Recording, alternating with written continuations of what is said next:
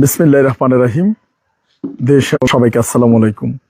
আজকে বাংলাদেশ সংসদীয় আসন 272 নোয়াখালী 5 থেকে আমি কলম প্রতীকে প্রতিদ্বন্দ্বিতা করেছি এমপি পদপ্রার্থী হিসেবে সংসদ সদস্যের জন্য, যাতে রাস্তার পচাগোলা বেয়ারিশ মানুষদের জন্য, দেশে একমাত্র বেয়ারিশ মেডিকেল কলেজ কিংবা নিঃস্ব মানুষদের জন্য কিছু করতে পারি। এবং আমার এলাকাবাসীর জন্য আমি কিছু ওয়াদাও করেছিলাম, পবিত্র কোরআনে স্পর্শ করে, আল্লাহর কসম করে।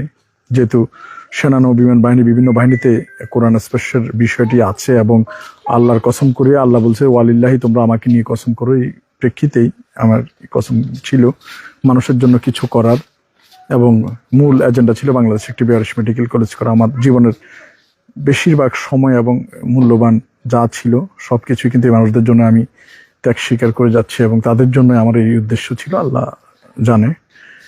যাই হোক, এখন নির্বাচন হয়েছে।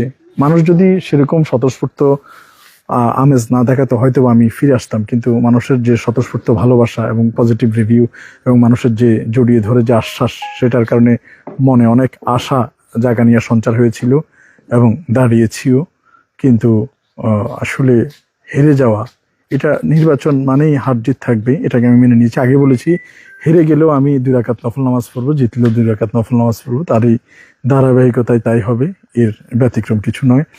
এবং গতকালকে রাতে, ভোটের আগের দিন রাতে আমার লোকজন সহ আমি নিজের স্বচক্ষে নিজে কাছ থেকে অনুভব করেছি টাকা কি পরিমাণ ছিটানো যায়, এবং গাড়ি ভর্তি করে টাকা নিয়ে এসে 200, 500, 200, 500 এইভাবে করে প্রত্যেকটা বাড়ি টাচ করা, প্রত্যেকটা মানুষকে টাচ করা, এবং বেশিরভাগ, সবগুলা না হলেও একেবারে সিংহভাগ মানুষের দ্বার প্রান্ত পর্যন্ত, আশপাশে, পেছনে, সামনে, ডানে বায়ে পৌঁছে গেছে অর্থ। যাই হোক, মানুষ যেদিকে মানুষ ভালো মনে করেছে সেদিকে রায় দিয়েছে।